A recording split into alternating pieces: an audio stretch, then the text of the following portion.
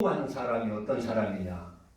돈을 많이 번 부자가 된 사람이 성공한 사람이다라고 생각하는 사람도 있어요.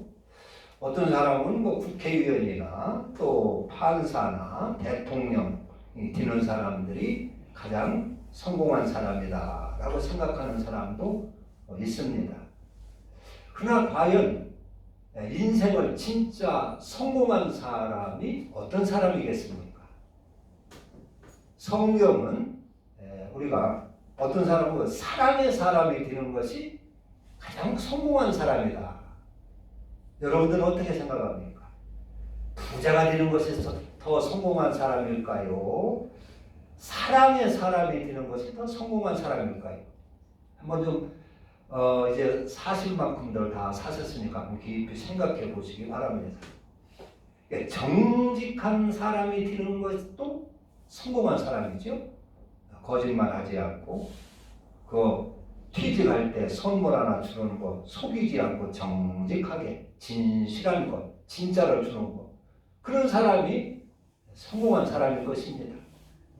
진실하고 정직한 사람이 되는 것도 인생을 성공한 사람이 되는 것이고 사랑의 사람이 되는 것도 인생을 성공한 사람이 되는 것이고 아무리 부자고 출세를 해도 사람들한테 존경받지 못하고 그러면 성공이나 할 수가 없는 것입니다.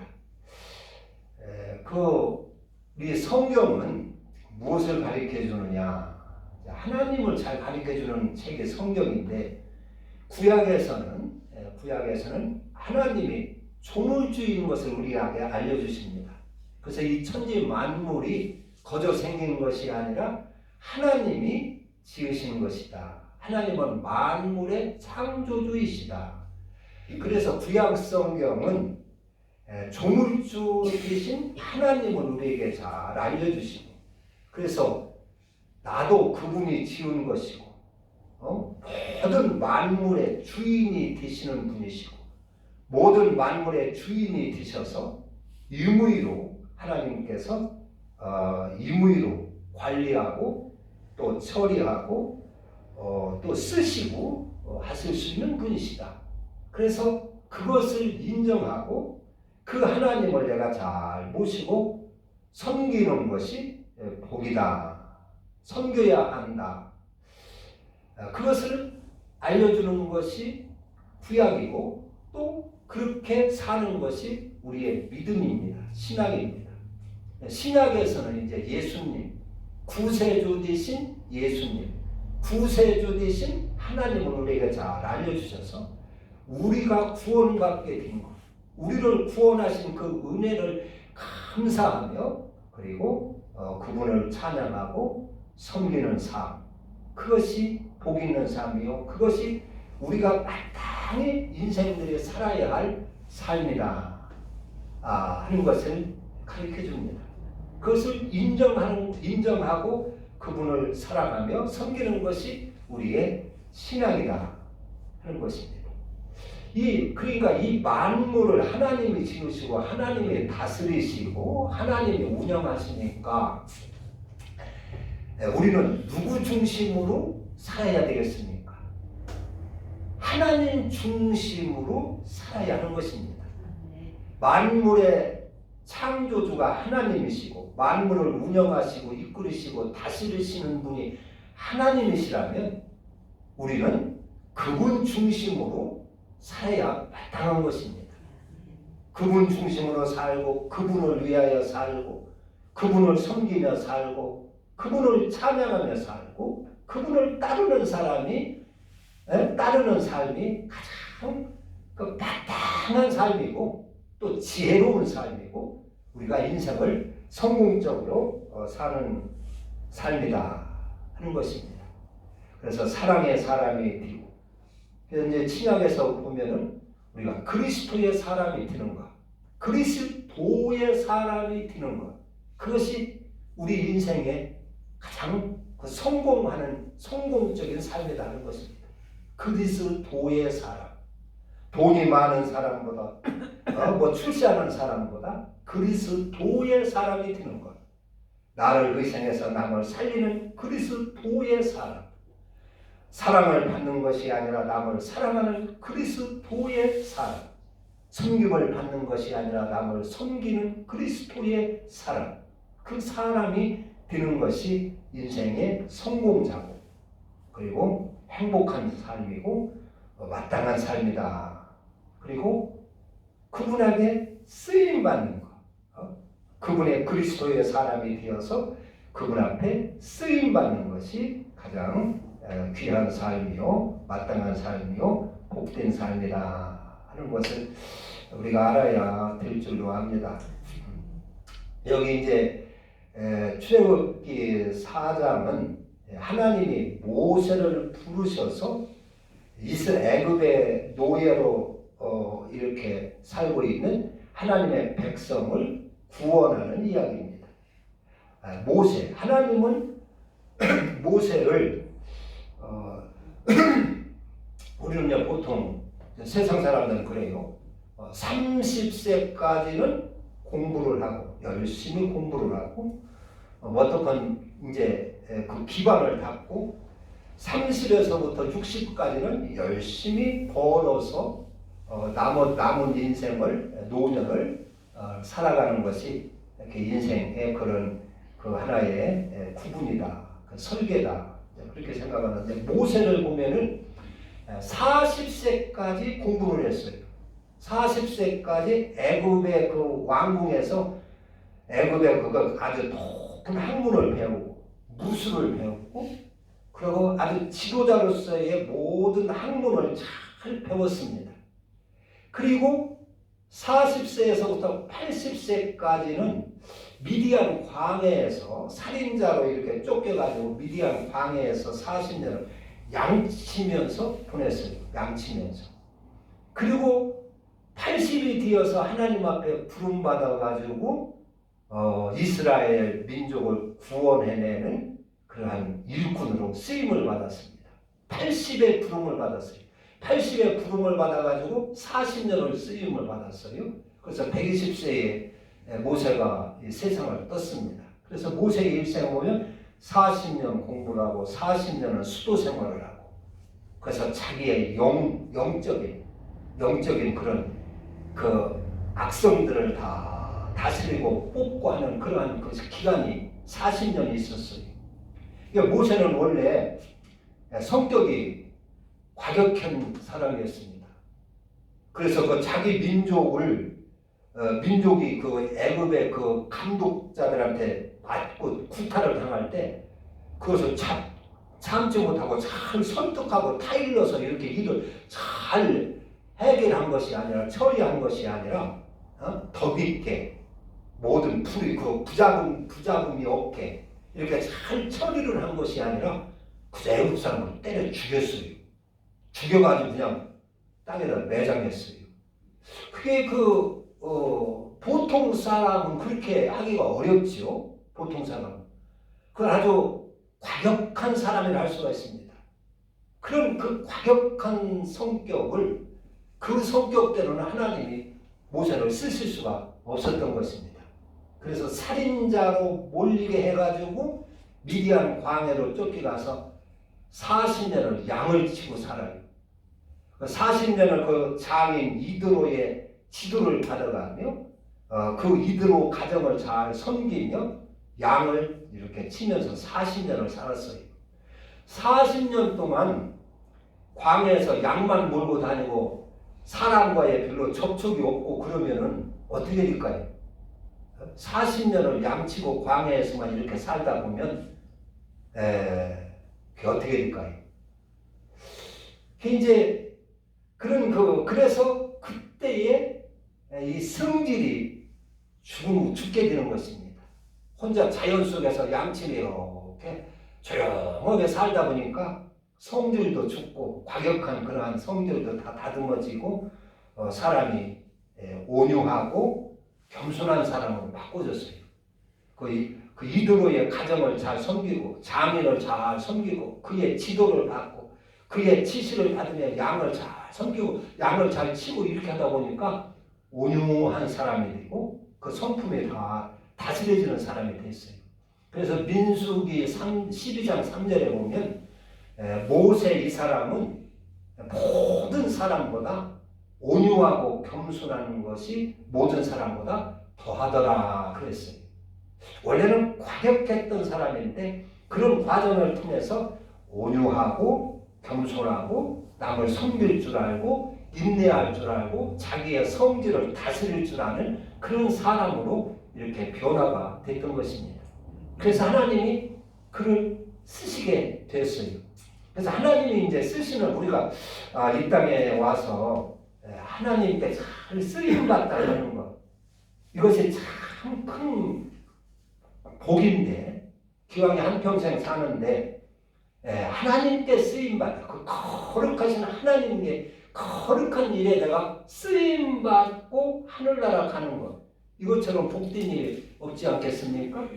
내 욕심만을 위하여 살고 내 그 정욕만을 위하여 살다 가는 것이 아니라 이 땅에 와서 하나님의 그 거룩한 일에 동참을 하고 쓰임받고 가는 것이 아주 영광스러운 일인데, 하나님이 쓰시는 사람을 보면 어떤 사람은 하나님을 보통 사람, 부족한 사람, 이런 사람을 쓴다 그러는데, 모세 같은 경우를 보면 모세가 보통 사람입니까? 모세가 절대 보통 사람이 아닙니다. 태어날 때도 아주 그 부모가 볼 때 아주 아름답고 잘생기게 태어났어요. 태어날 때도. 또 공부도 많이 애굽의 그 최고의 그런 학문을 다 배운 사람이고, 무술도 문무를 다 겸비한 그런 아주 사람이고, 그리고 광야에서 또 이렇게 많은 수도를 한 그런 사람. 그 하나님이 쓰시는 사람을 쭉 보면은 그 자기 직업에 성실한 사람을 하나님은 다 불러 쓰십니다. 모세도 자기 그 장인의 양을 성실하게 쳐서 그냥 아주 양을 어렵고 고생을 무릅쓰고 온 광야를 이렇게 방황을 하면서 돌아다니면서 양을 잘 쳤던 사람이에요. 또 야곱도 보면은 위갓집에 가서 위갓집에 양을 쳐줄 때 열심히 친 사람입니다. 그래서 그가 나중에 말하기를 내가 추위와 더위를 무릅쓰고 잠도 제대로 자지 못하면서 자기 양을 잘 치고, 사자나 누가 양 새끼를 하나 물어가면 자기 목숨 걸고 싸워서 사자 일에서 양을 빼앗아 냈다고 그랬어요. 그렇게 성실하게 양을 쳤습니다. 모세도 그렇고. 또 신약에 와서 예수님이 제자 선택할 때도 참 다 보면은 일하는 사람을 선택을 했어요. 공부 잘하는 사람, 똑똑한 사람, 말 잘하는 사람 불러 쓴 게 아니라 배를 타고 바다에서 열심히 고기 잡는 사람, 성실하게 고기 잡는 베드로나 야고보나 요한, 이런 사람들, 세관에서 열심히 세무 일을 하던 그런 마태 같은 사람들, 이런 사람들을 하나님 쓰셨어요. 하나님은 성실하고 정직하고 부지런한 사람을 쓰시는 것을 볼 수가 있어요. 모세도 그런 사람이었어요. 그런 사람을 주님은 쓰십니다. 이제 모세를 하나님이 이제 5분을 일을 시켜요. 사명을 줘요. 5분을 아주 모세는 하나님이 처음에 나타나서 양을 치고 이제 하나님의 산 호렙산에서 양을 몰고 양을 치는데 그 가시덤불에서 불이 붙었잖아요. 그때 하나님이 가시덤불 속에서 모세야, 너를 내가 애굽에 보내서 내 백성을 구원해내는 사람으로 써야겠다. 네가 애굽에 가서 내 백성을 구하여 내야 되겠다 하니까 모세가 그래요. 아니 하나님, 내가 누구이기에 바로에게 갑니까? 그리고 내가 누구이기에 이스라엘 백성을 애굽에서 인도해낸단 말입니까? 하나님, 내가 하나님 잘 아시지 않습니까? 나는 애굽에서 살인죄를 지고 도피 생활을 하며 지금 광야에서 도피 생활을 하는 이 늙은 사람 아닙니까? 하나님, 내가 누구이기에 바로에게 갑니까? 이걸 엉뚱당도 않는 소리입니다 하고 거절을 했어요. 그러니까 이제 교회에서도 이제 목사님은 저분이 좀 쓸만하고 거기에 적격자다 싶어서 이제 직분 같은 걸 이렇게 맡길 때 어떤 분은 막 거절하는 분이 있죠. 거부하는 분. 겸손해서 거부하는 분이 있고 자신이 너무 부족해서 거부하는 사람이 있고 그런 사양을 하고 이제 그러는데 모세도 이제 그러는 거예요. 내가 누구에게 합니까? 누구에게? 그러니까 하나님이 너 걱정하지 말라. 내가 너를 반드시 함께 하겠다. 내가 너와 함께 할 거니까 걱정하지 말고 가서 내 백성을 구해오도록 해라. 그래. 하나님이 쓰시고자 하면은 하나님의 다 계획이 있으시고 함께 하셔서 일을 성공시키려고 쓰시는 줄로 믿습니다. 하나님이 뭐 자기 일을 실패하려고 불러서 쓰시겠어요? 그렇잖아요. 하나님이 볼 때는 이스라엘 백성을 애굽에서 구출해 내는데 모세가 가장 적격자인 거예요. 애굽의 국내 사정도 잘 알지. 애굽의 그런 문화 학문도 잘 알지. 또 이스라엘 백성을 광야로 끌어내서 광야를 거쳐가야 할 텐데 광야도 광야 생활을 40년 했으니까 광야도 훤히 알지. 광야 생활을 어떻게 해야 하는 것인지 훤히 알지. 또 이제 그런 과격한 성품 같은 것도 이제 죽었지. 그래서 하나님이 볼 때는 가장 적격자인데 그리고 시간도 때도 가장 적격된데 사람이 볼 때는 그것이 아닌 거예요. 사람이 볼 때는 나는 늙었고 나는 이제 뭐 옛날 배운 거 다 잊어버렸고 나이 80이 되면 공부 아무리 많이 해도 그 무슨 소용이 있습니까? 아무 소용이 없는 것이죠. 옛날 공부가 80세가 되면은 그리고 뭐 똑똑한 것도 아무 소용이 없는 것입니다. 80세가 되면은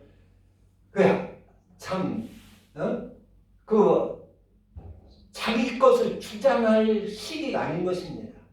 몸도 약하고 배운 것도 다 쓸모없는 것이고 뭐 힘도 없고 그렇기 때문에 누가 그 지도자로 쓰임 받기가 곤란한 때입니다. 그런데 하나님이 볼 때는 그때가 적격인 거예요. 모세가 적격자인 거예요. 그래서 하나님이 모세를 쓰시려고 하는 것입니다. 내가 너와 함께 할 테니까 걱정하지 말고 내가 실패하려고 너 부른 것이 아니고 내가 내 일을 성공시키려고 부른 것이다. 그래서 걱정하지 말라 하니까 모세가 그래요. 내가 그러면은 애굽에 가서 이스라엘 사람들에게 하나님이 너희들을 우리 민족을 구원해 내려고 나를 보냈다. 그렇게 내가 말을 하면 그들이 그럴 것입니다. 그러면 그 하나님의 이름이 뭐요? 어떤 하나님이요? 어떤 신을 보냈단 말이요?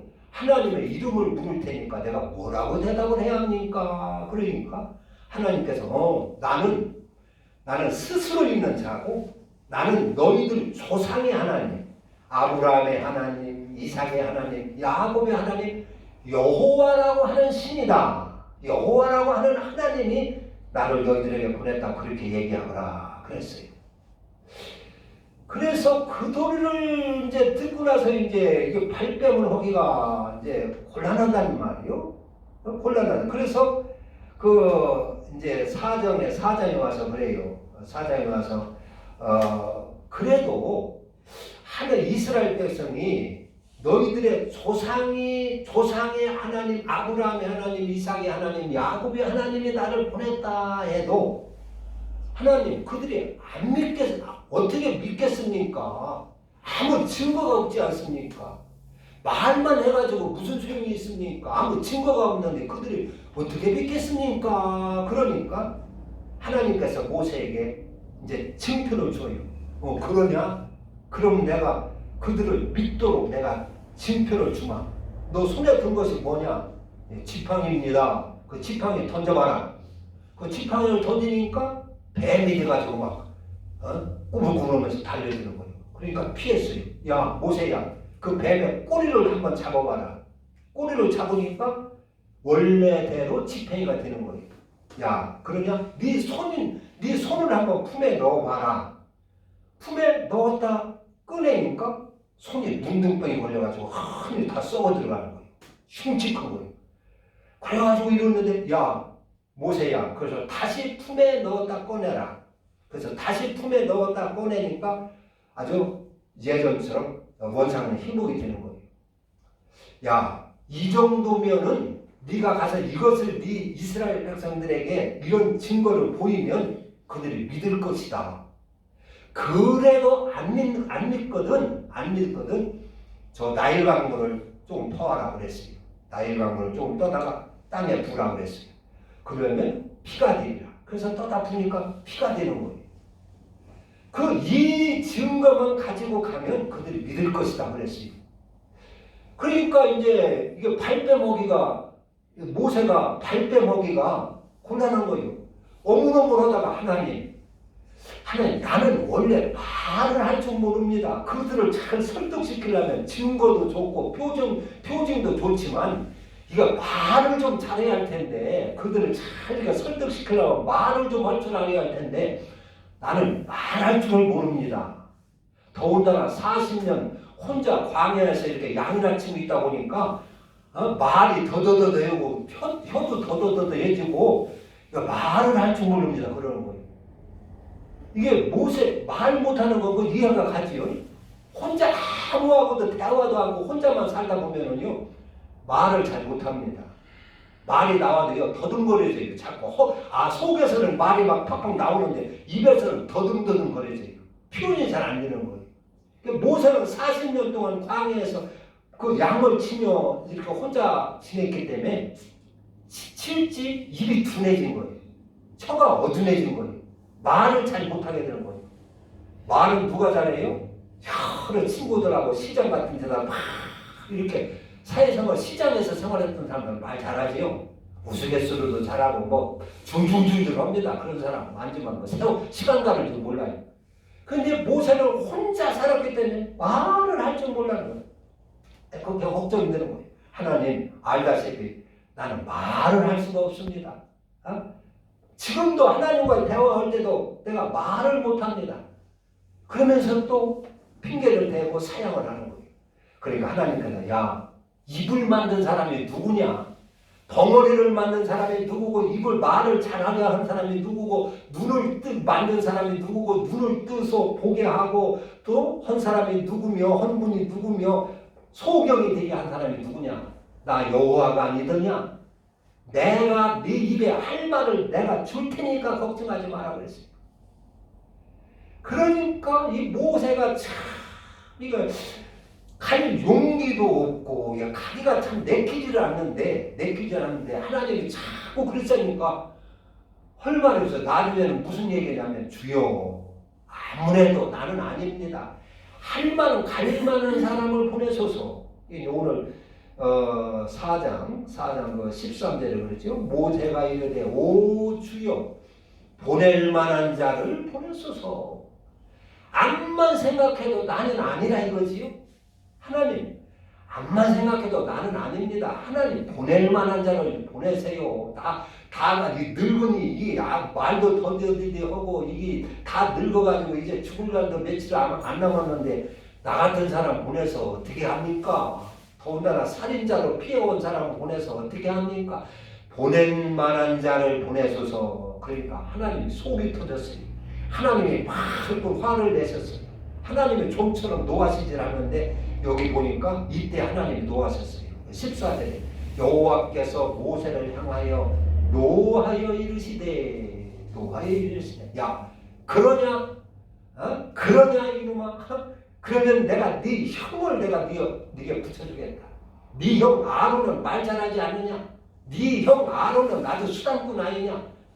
아마 아론이 그 애굽에서 이스라엘 민족과 함께 성사케를 하고 뭐 이렇게 벽돌을 붓고 중노동할 때 아마 거기서 한 지도자급 되었던 것 같아요. 그 리더자가 되었던 것 같아요. 말도 잘하고. 그래서 네 형 아론은 천하가 말 잘하는 사람과 수단이 있고 아주 능력 있는 사람을 다 한다. 내가 그 사람 붙여주마. 그 사람을 네 형을 아론을 붙여줄 테고 이 아론 너는 아론에게 말하고 아론은 바로에게 말하도록 그렇게 하겠다. 네 아론과 네 입에 내가 함께하고 할 말을 다 줄 테니까 가도록 해라. 그래서 모세는 사양사양하고 아주 주저주저하다가 반어거지로 이렇게 붙들려서 하나님 앞에 이렇게 쓰임을 받습니다. 그래가지고 이제는 어쩔 수 없다. 이제 나는 하나님한테 붙들렸구나 해가지고 모세가 이제 자기 장인한테 사실 얘기를 합니다. 하나님, 장인어른 내가 애굽에 있는 내 백성들을 가서 봐야 되겠습니다. 그래서 자초지 이야기를 했겠지요. 그러니까 이대로가 평안히 가도록 하라 해서 허락을 받아가지고 자기 아내와 아들들을 데리고 이렇게 애굽으로 가는 이야기가 그 출애굽기 4장입니다.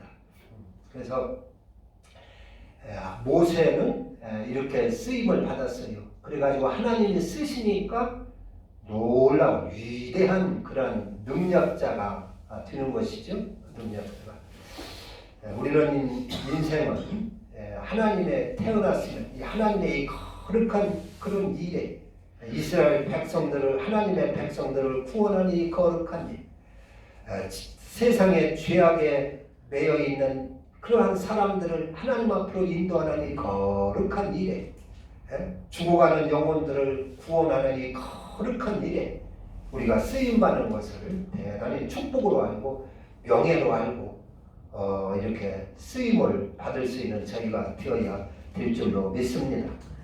하나님은 우리가 아무리 부족해도 하나님이 쓰시면 우리는 능력자가 될 수가 있다. 내가 나를 생각할 때는 도무지 하나님 앞에 쓰임받기가 적격자가 아닌 것 같아도 하나님은 우리를 부르시려고 쓰시려고 부르셨다 하는 것입니다. 모세가 보통 사람이 아니지요?